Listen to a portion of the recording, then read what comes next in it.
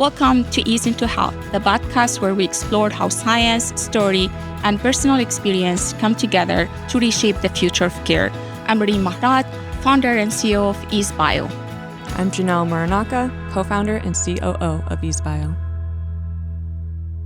Yeah, it's my true honor today to welcome our guest, Yolanda Fintschenko. She is the executive director of iGate, which is a local nonprofit focused on driving ecosystem of innovation and entrepreneurship in the life sciences in the Tri-Valley region.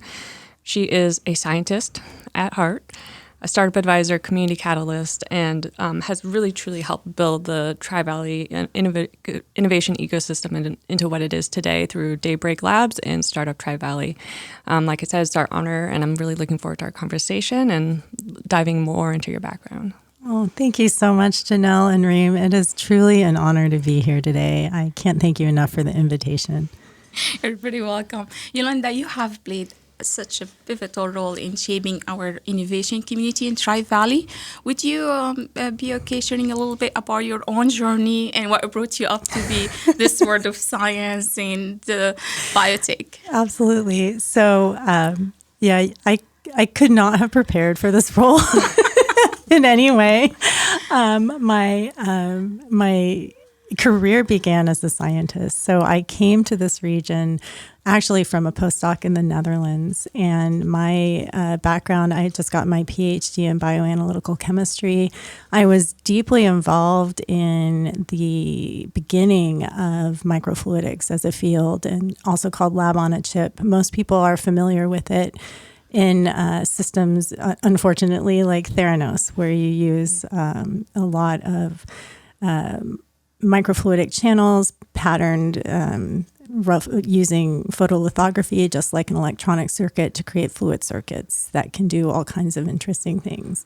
And I had met at a Gordon conference, I had met a PI who was here at Sandia National Labs. We were looking to come back to the US, and I saw that he had a position posted. And so I knew at the time it was really hard to get the systems engineer to even prove the concepts. And I knew I had to work someplace that had basically photolithography capabilities, really strong engineering, and then the ability to do things that were innovative and off script. It's a very interfacial, interdisciplinary discipline even now.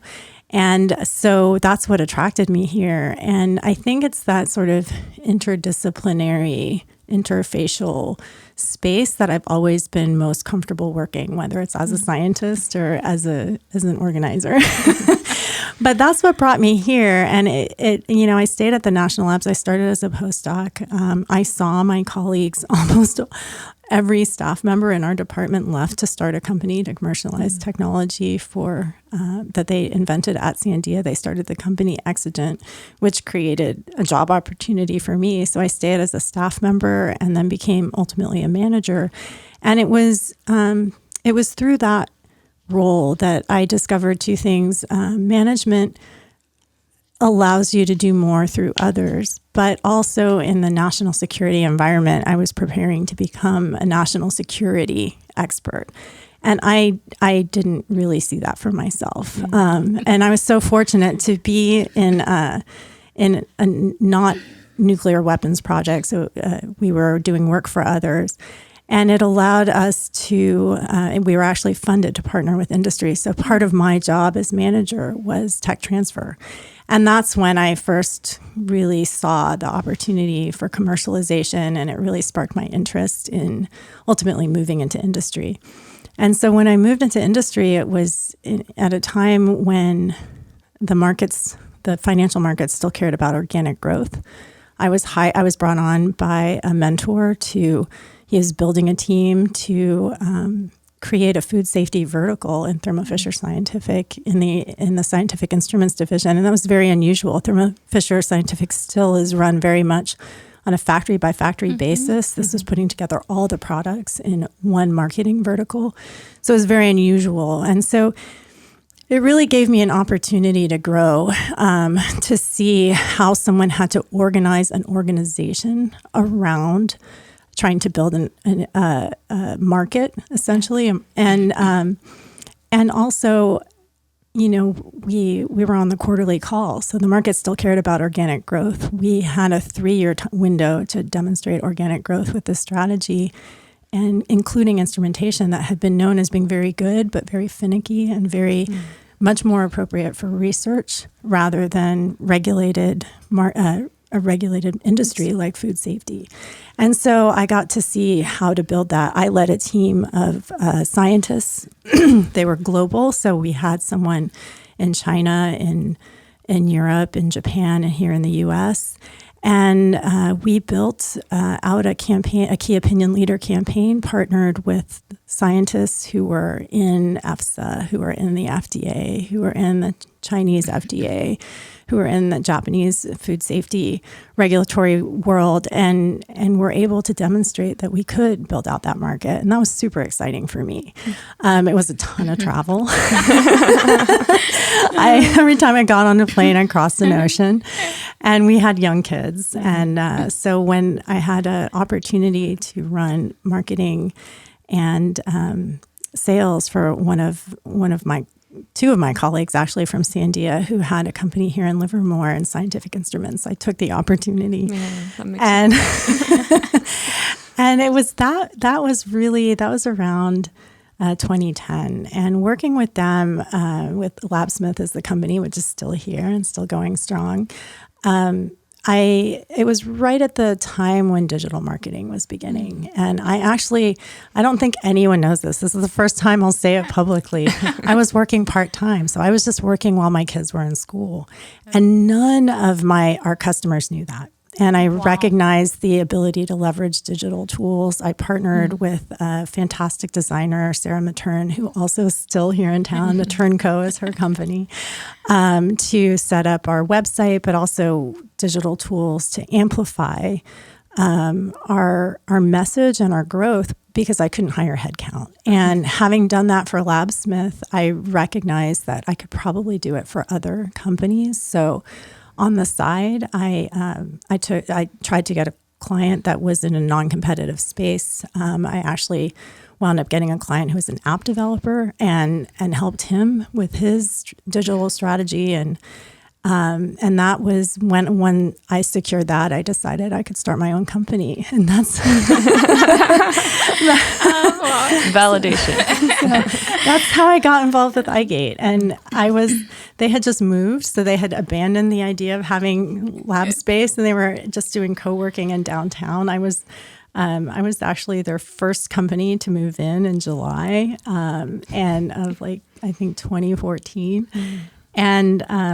And it was there, that I think I really recognized the importance of community.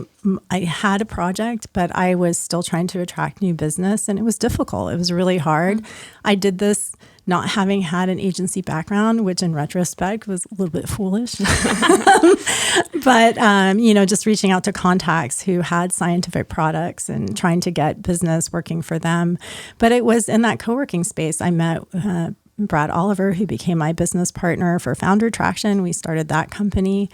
And then working there also is when I had the opportunity. I was encouraged by an iGate board member to write a white paper for the mayor, saying, because I had said, how hard it was to find lab space. And I saw so many of my colleagues from Sandia and from Lawrence Livermore National Lab start companies, but not be able to scale them here in Livermore or the Tri-Valley.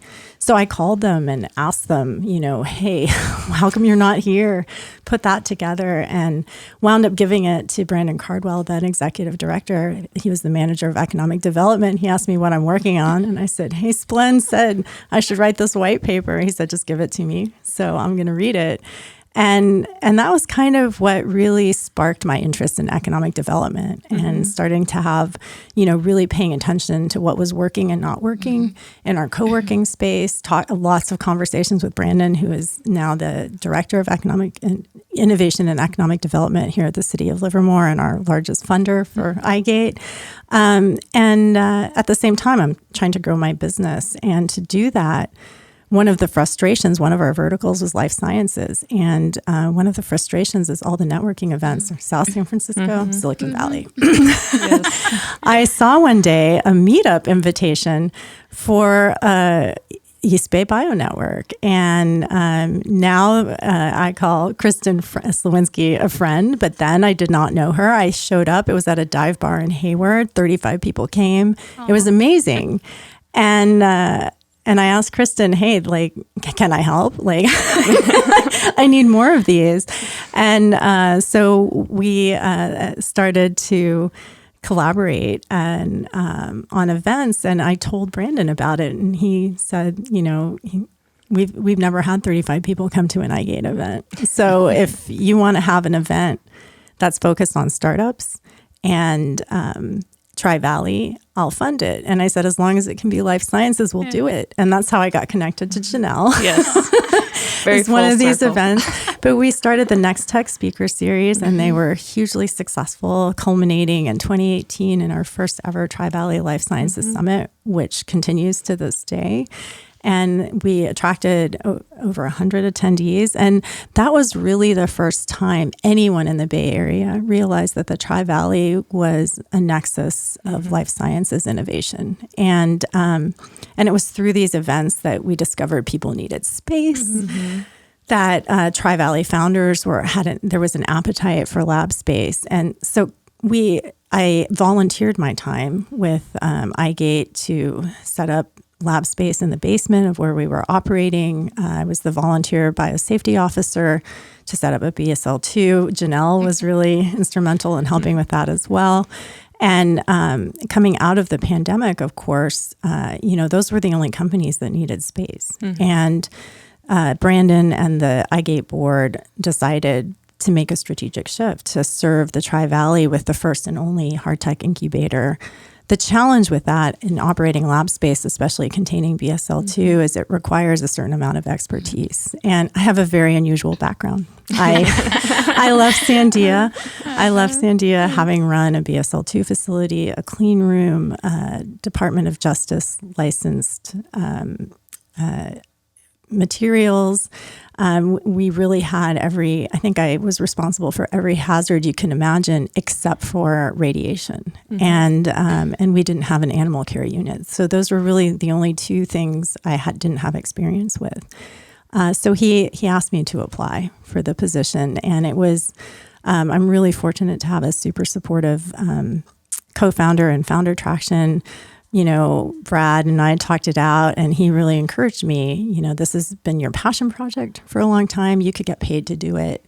And he offered to buy me out so I could apply for the position. So that's what got me here.